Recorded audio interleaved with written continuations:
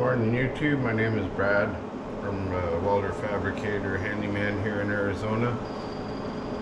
I'm trying to start my YouTube channel. Today we'll be showing you how to build some wire railings for a house here in Carefree Cave Creek area. Got all of our posts that are already drilled for the wires. Got base plates that we already made up that we're welding onto the bottom of these posts.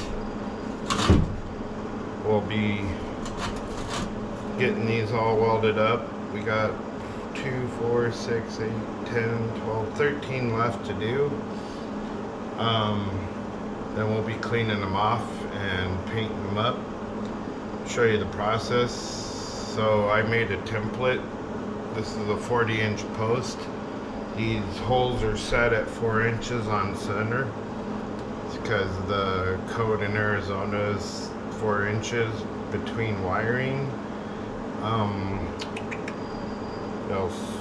So just show you how to get these all welded up, all cleaned up and ready for paint. So let's begin. So I'm using a Miller-Matic 141. Nice little machine for doing all these outdoor activities and, you know, DIYs and stuff around your house. If you can pull a trigger, you can pretty much learn how to weld. It's not that hard. You just gotta make consistent beads and make sure your penetration is right, your wire speed and your volts for your heat is right, set on the machine. I usually tell people to take a piece of square stock and some scrap, set you up a little practice piece, you know, pack it in.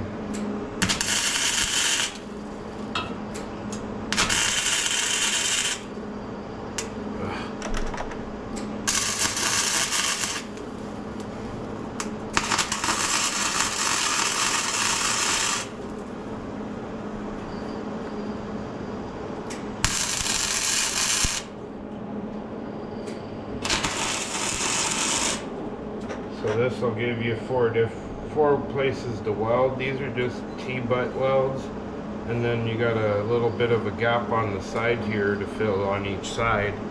It gives you, a little bit of practice. You can listen to the machine, see how it changes, what the settings are. You can change it as you go.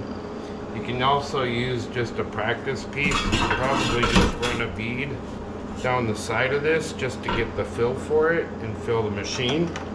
Let's give you a little bit of a, so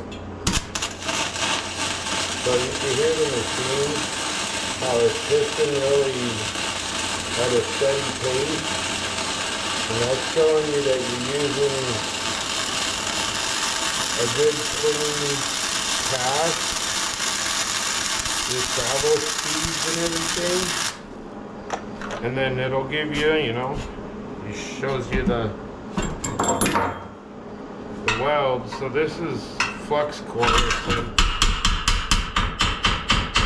non-gas protecting wire. It's got a powder inside of the wire that helps it protect the weld from porosity and air and all that.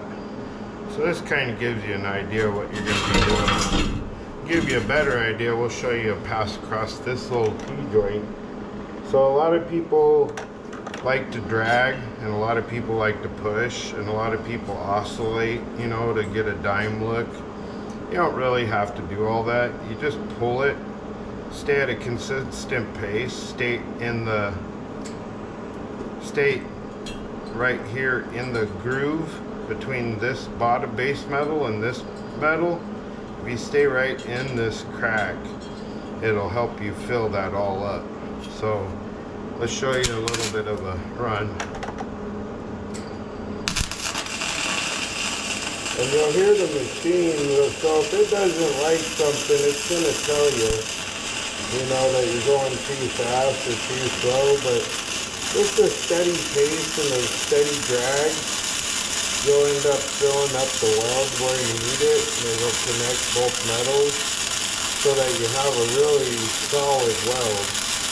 Sometimes the heat will be too high and then you'll start seeing a burnout, and then so turn your gun down towards the stronger metal and fill it up and go back and forth.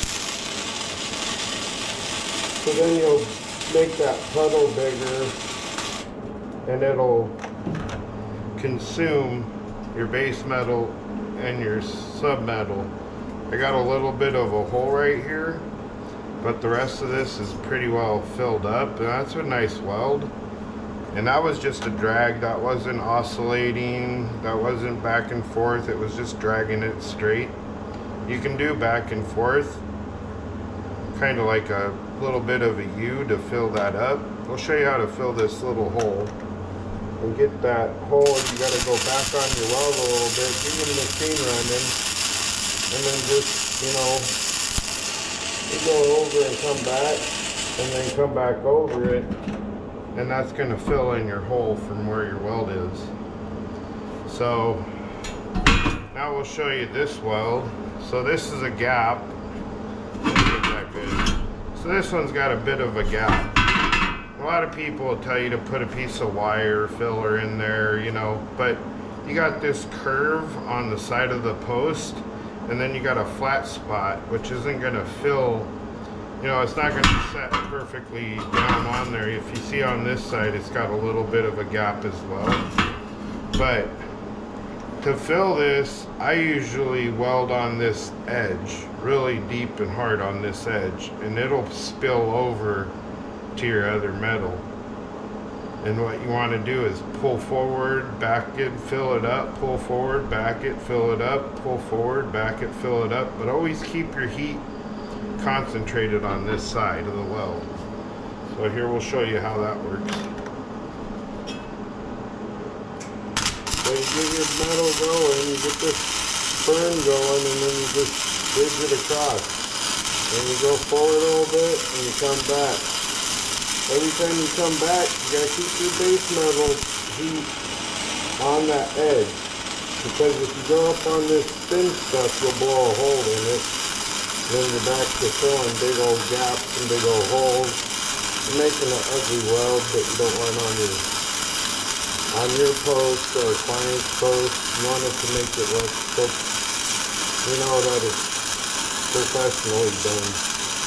And when you paint over this, you got to clean it all up, clean the slag off of it, and then go back and wipe it all down, paint it over, and you're good to go. But usually when you get close to the edge, you can just, you know, run your bead as you're going, but stay up on top of your big hard base metal. That way you're filling the whole weld. So like I got a little hole here and a little hole there. I'll let this cool off a little bit. Some people say, you know, clean it off. You don't really need to with flux core because you can burn into that and it's going to clean all that out. That's what the flux core is made for, is to burn, you know, this nasty rusty metal.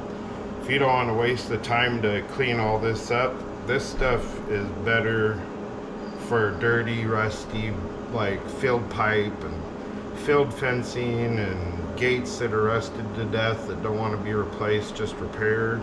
You can go and, you know, if you don't want to take a grinder and clean this all off, you can go and you run this flux core and it'll eat up everything around it. So here we'll go back and fill these little holes. Just a little spot weld, you know, you don't need to go crazy because this weld right here is going to be stronger than this metal trying to rip or this metal trying to rip. Anything that's going to break, it's going to break this metal or this metal. That weld's going to stay as strong as possible. Now we'll flip over to the other side.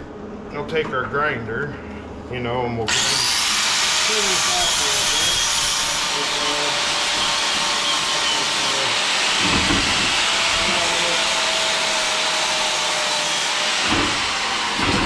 Once you clean that off, You're gonna hear a difference in the welder and the weld because now you're dealing with clean bare metal. So watch and listen, you'll hear the difference.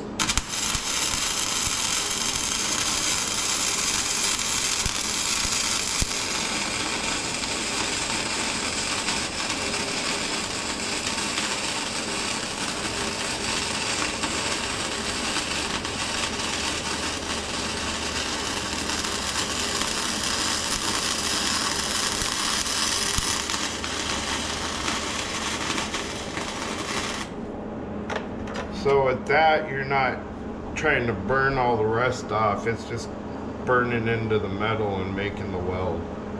Let me let me pause this for a second. I'll grab a wire brush and we'll wire this off and show you what the weld looks like underneath the slag on there.